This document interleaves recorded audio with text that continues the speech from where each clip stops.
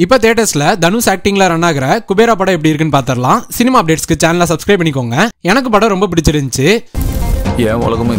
இந்த குபேரா படத்தோட ஒன்லைனை சிம்பிளா சொல்லணும்னா, ஒரு பிசினஸ்மேன் சில அரசியல்வாதிகளுக்கு பல கோடி ரூபாயை டிரான்ஸ்ஃபர் பண்ணணும். அதை லீகலா பண்ண 4 பிச்சைக்காரங்களை பினாமியா செட் பண்ணி அவங்களுக்கு போலியான ஐடென்டிட்டிஸ்லாம் கொடுத்து அமௌண்ட்டை டிரான்ஸ்ஃபர் பண்ண ட்ரை பண்ணுவான். இது அந்த பிசினஸ்மேன் சக்சஸ்ஃபுல்லா பண்ணானா அந்த பிச்சைக்காரங்களுக்கு என்னாச்சு?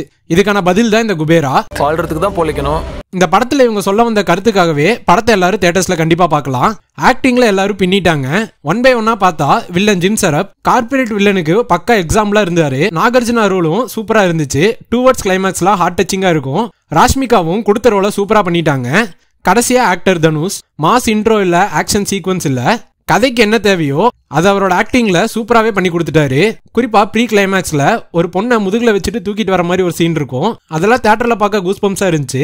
அடுத்து இந்த படத்தோட இன்னொரு ஹீரோ தான் தேவி ஸ்ரீ பிரசாத். பிஜிஎம் ஒர்க்லாம் சூப்பரா பண்ணிட்டாரு. சில சீன்ஸ் எல்லாம் இவரோட பிஜிஎம் நல்லா எலிவேட் பண்ணி கொடுத்துச்சுன்னே சொல்லலாம்.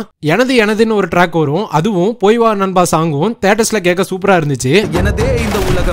ஓவராலா சொல்லணும்னா சூப்பரான டைலாக், சூப்பரான ஸ்டோரி, சூப்பரான கேஸ்டிங்ஸ்னு எல்லாத்தையும் பக்காவா செட் பண்ணி சொசைட்டிக்கு தேவையான சில கருத்துக்களையும் சூப்பராகவே சொல்லிட்டாரு டைரக்டர் சேகர் கமலா. எல்லாரும் தியேட்டர்ஸ்ல பார்க்க வேண்டிய படம் தான் இந்த குபேரா. படம் பார்த்தவங்க எப்படி இருந்துச்சுன்னு கமெண்ட் பாக்ஸ்ல கமெண்ட் பண்ணிருங்க. பாய்.